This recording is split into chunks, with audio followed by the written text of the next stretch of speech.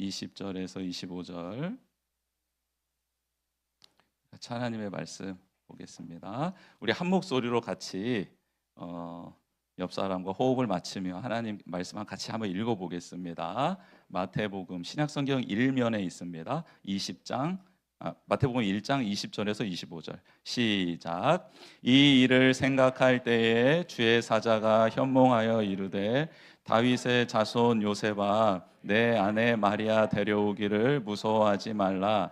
그에게 잉태된 자는 성령으로 된 것이라. 아들을 낳으리니 이름을 예수라 하라. 이는 그가 자기 백성을 그들의 죄에서 구원할 자이심이라 하니라.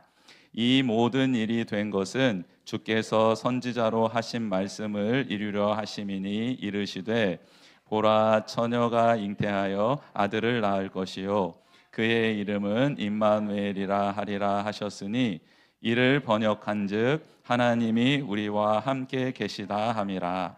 요셉이 잠에서 깨어 일어나 주의 사자의 분부대로 행하여 그의 아내를 데려왔으나 아들을 낳기까지 동침하지 아니하더니 낳음의 이름을 예수라 하니라. 아멘. 오늘 성탄절을 맞이해서 하나님께서 주신 귀한 말씀을 통해 은혜를 나누기를 원합니다. 이번에 대림절 기간 동안 직업회도의 작품을 통해서 그 작품 속에 담겨져 있는 의미들을 찾아가며 하나님의 말씀과 연결해서 보았는데요. 오늘은 그 마지막 시간입니다. 성탄절 예수의 탄생이라는 그림을 또 직업회도가 그렸는데요. 그 작품에 관련된 영상 또 그림에 담겨져 있는 의미와 말씀과 연계해서 하나님의 말씀을 좀 듣고 또 그 말씀 따라 살아가려고 합니다. 이 시간 동영상을 한번 보겠습니다. 네, 불을 꺼주시고 우리 영상 보도록 하겠습니다. 처녀가 잉태해 아들을 낳을 것이요 그를 임마누엘이라 부를 것이다. 임마누엘이란 하나님께서 우리와 함께 하신다는 뜻입니다. 평화롭고 고요한 밤입니다. 휘몰아치던 불안과 고통은 어느새 물러가고 오직 다윗의 별만이 크고 복된 소식을 강렬한 빛으로 선포하고 있습니다. 그 빛은 한 아기를 가리킵니다. 아기 예수는 우리와 시선을 맞춥니다. 순결한 주님의 눈망울이 마치 우리의 가슴에 닿아 고단한 삶을 보듬어주는 것 같습니다. 뽀얗고 부드러운 작은 손을 우리를 향해 내밉니다. 아기 예수님의 손끝에라도 닿을 수 있으면 얼마나 좋을까요? 다윗이 어깨로 말고유를 떠받치고 있습니다. 그는 이새의 뿌리에서 피어난 흰색 크리스마스 장미에 둘러싸여 약속의 말씀대로 오신 메시아, 아기 예수를 바라봅니다. 그토록 바라던 하늘의 주님이십니다. 경외와 감사, 기쁨과 평화, 소망의 나라가 그의 눈에 보입니다. 다윗의 바라봄을 통해 우리도 아기 예수를 바라볼 수 있습니다. 두려워하지 마라. 보아라, 내가 모든 백성에게 큰 기쁨이 될 좋은 소식을 너희에게 알려준다. 오늘 구주이신 주 그리스도가 다윗의 동네에서 태어나셨다. 큰 별 옆으로 마구간의 대들보들이 겹쳐 십자가가 보입니다. 그 십자가는 성탄의 기쁨 뒤에 감춰진 죽음과 부활을 예고하고 있습니다. 십자가는 구유에서부터 아기 예수로, 아래에서부터 위로 하나의 길만을 보여줍니다. 구주 되신 그리스도는 십자가 죽음의 길을 피해갈 수 없습니다. 하지만 하얀 속삭이에 쌓인 거룩한 아기에게서 우리는 부활의 아침을 확신할 수 있습니다. 아기를 바라보는 어머니 마리아의 평화로운 얼굴에서 십자가는 죽음이 아니라 부활이라는 것을 다시금 깨닫게 됩니다. 그녀가 온몸에 두른 파란 망토는 십자가에 달리셨던 그날의 어두움을 뒤덮고도 남을 만큼 하늘빛으로 충만합니다. 아이를 낳는 마리아의 모습이 마치 무덤 앞에 굴려져 있던 커다란 돌문처럼 보입니다. 예수님의 탄생이 부활의 아침이라고 말씀하는 것처럼 말이죠. 아내와 아기를 지키기 위해 먼 길을 마다하지 않았던 요셉. 얼마나 힘들었을까요? 기진맥진한 요셉의 모습이 천사를 통해 메시아의 탄생을 들었을 때처럼 깊은 잠에 빠져 있습니다. 마리아가 아들을 낳을 것이니 그 이름을 예수라 하여라. 예수가 그의 백성을 그들의 죄로부터 구원할 것이다. 요셉에게 지금 이 순간만큼 평안한 때는 없었습니다. 세상이 줄 수도 알 수도 없는 평안이죠. 가난한 자나 병약한 사람들이나 굶주린 자나 우는 자나 박해받는 자나 갇혀있는 자나 하나님께서 택하신 자들은 누구든지 누릴 수 있는 평안입니다. 비록 춥고 어두운 밤일지라도 약속의 별은 어김없이 떠올라 마국간의 비추입니다. 살을 내는 듯한 추위와 북풍 한파 몰아치는 인생일지라도 구원자 되신 아기 예수님의 빛을 바라본다면 하나님과 함께하는 자들이 누릴 수 있는 평화가 있습니다. 지극히 높은 곳에서는 하나님께 영광이요, 땅에서는 하나님의 은총을 입은 사람들에게 평화로다.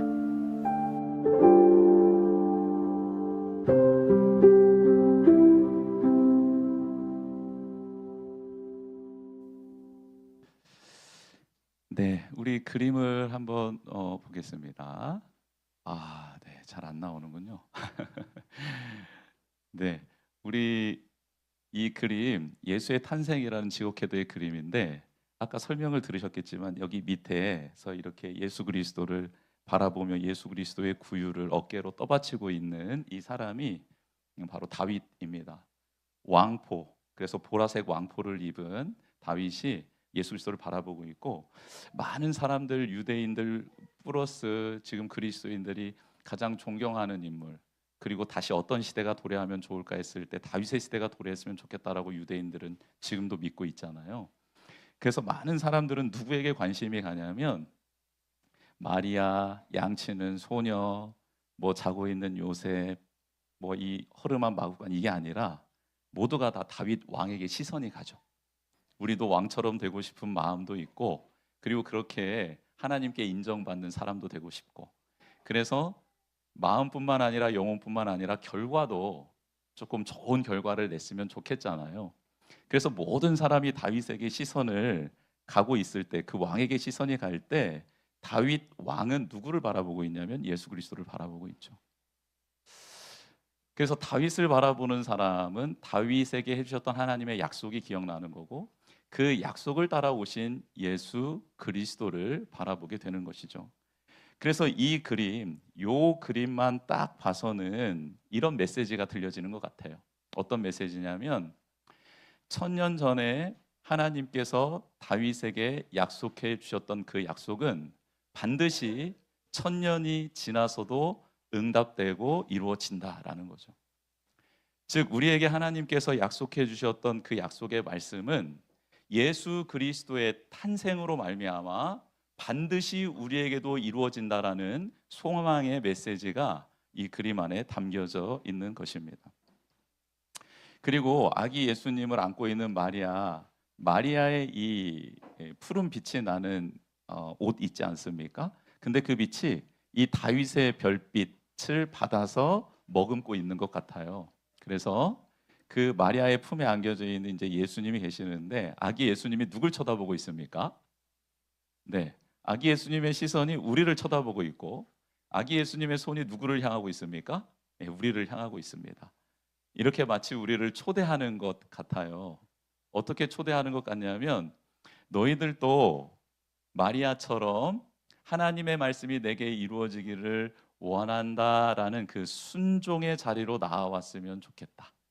그리고 요셉처럼 이제 결혼도 안 했고 아직 같이 산 적도 없는데 나와 약혼한 여인이 임신을 했다라는 이 말도 안 되는 상황을, 이 두렵고 참담한 상황을 하나님의 말씀을 따라 받아들이고 그 마리아를 아내로 맞이하고 예수님이 태어날 때까지 동침하지 않는 이 두렵고 힘들고 어려운 결정, 그러나 순종했던 요셉처럼 너희들도 내 안에서 순종하면 좋겠다라는 예수님의 손짓이 담겨져 있습니다. 초대가 담겨져 있는 것이죠. 그리고 그 위에 저기 잠들어 있는 분, 아까 영상에서 봤죠? 누구라고 합니까? 요셉이라고 하죠. 요셉이 지금 잠들어 있는 거예요. 잠들어 있는데 저는 요즘에 육아를 담당하고 있는 우리 남자 집사님들의 모습이 아닐까? 라는 생각을 잠시 해봤어요. 너무 지쳐 쓰러져 있는데, 지쳐 쓰러져 있기보다는 하나님 안에서, 주님 안에서 평안함을 누리고 있는 장면으로 지옥회도는 그렇게 그리고 있습니다. 그리고 마지막 지옥회도가 우리에게 전하고 싶은 메시지는 마국간에 뭐 있으면 뭐 있을 수도 있겠지만 어울리지 않는 대들보가 저렇게 마국간 위에 있고 그것을 받치는 기둥이 굉장히 강렬한 선으로 그려져 있죠. 근데 저게 의미하는 바가 바로 십자가라는 거예요. 십자가. 그래서 십자가가 세 개입니다. 기둥이 세 개죠. 하나, 둘, 세 개. 그래서 예수님이 골고다 언덕에 십자가에 못 박히시고 양쪽 강도가 달리셨던 그 십자가를 상징하고 위에랑 대들보랑 연결되어서 십자가의 모양을 하고 있습니다. 예수 그리스도의 탄생이 갖는 의미가 도대체 무엇인지를 우리에게 알려주는 거죠. 예수님의 탄생은 바로 인류를 죄에서 구원하시기 위해서 탄생하신 거고 그 길을 걷기 위해서 태어나신 거죠. 그래서 예수님은 사명을 따라 하나님의 뜻을 따라 살아간 인생이다라는 것을 태어났을 때 마국간의 모습 속에서도 강렬하게 묘사하고 있는 겁니다. 우리에게 주는 몇 가지의 교훈들이 있는데 그 교훈들을 한번 살펴보면 좋겠습니다. 오늘 말씀 다윗의 자손 요셉이라고 나와 있습니다. 이제 불을 좀 켜주시면 좋겠습니다. 네. 혹은 내가 기대하지 않았던 그 순간에 하나님이 원하시는 방법대로 반드시 약속대로 이루어질 거다라는 확신이 오늘 이 예배 시간을 통하여 이루어지기를 주님의 이름으로 축복합니다. 구유에 적혀 있었던 영어 알파벳 4자가 있었습니다. 구유에 영어 알파벳 4자가 적혀 있었거든요. 그것은 INRI였습니다. 라틴어로 쓰여져 있었는데 나사렛 예수 유대인의 왕이라는 글자의 앞글자만 따서 적어놓은 이니셜처럼 그렇게 약자로 적혀져 있었습니다. 예수님이 태어나신 구유에 나사렛 예수 유대인의 왕이라는 내용이 적혀 있었다? 이것은 굉장히 큰 의미죠. 무엇이냐면 훗날 본디오 빌라도 앞에서 법정에 섰을 때 예수님이 그 죄목으로 십자가 위에 다는 명패의 내용이 나사렛 예수 유대인의 왕이었기 때문입니다. 성탄의 구유는 이미 십자가의 그늘 아래 있었고 부활의 영광 안에 있었던 것이죠. 만왕의 왕이신 예수님이 이 땅에 오신 이유와 목적이 그대로 드러나는 겁니다. 잘 누리고 이 땅에서 잘 사는 게 예수님이 이 땅에 오신 목적이 아니고요, 인류를 죄에서 구원하기 위해 십자가를 지시고 고난당하시기 위하여 부활의 영광으로 우리를 맞이하기 위하여 이 땅에 오셨다라는 사실입니다. 그렇다면 우리에게 동일하게 성탄절에 예수님은 질문하시는 거죠. 너희는 이 땅에 존재해야 될 이유가 무엇이냐고요. 그리고 무엇 때문에 우리는 지금 이 시점에 살아가고 있느냐라는 예수님의 질문 앞에 우리도 하나님의 말씀 따라 하나님이 주신 소명 따라 나아가기를 원합니다라고 대답하는 우리가 되기를 주님의 이름으로 축복합니다. 십자가로 이어지는 말구유, 그리고 마국간에 십자가의 형상이 있었다라는 이 장면은 마리아의 품에 안긴 이 아기 예수님이 훗날 그 품에 처형당한 예수 그리스도의 시신으로 그 안에 안기게 될 것이다라는 것을 보여주고 있는 것이죠. 그리고 그 마리아는 부활하신 예수님을 만나서 기쁨으로 감격으로 살아가게 될 것이다라는 것도 알려주고 있습니다. 즉 십자가는 무엇을 의미합니까? 공의와 사랑, 하나님의 그 은혜 안에서 만나는 장소가 바로 십자가이죠.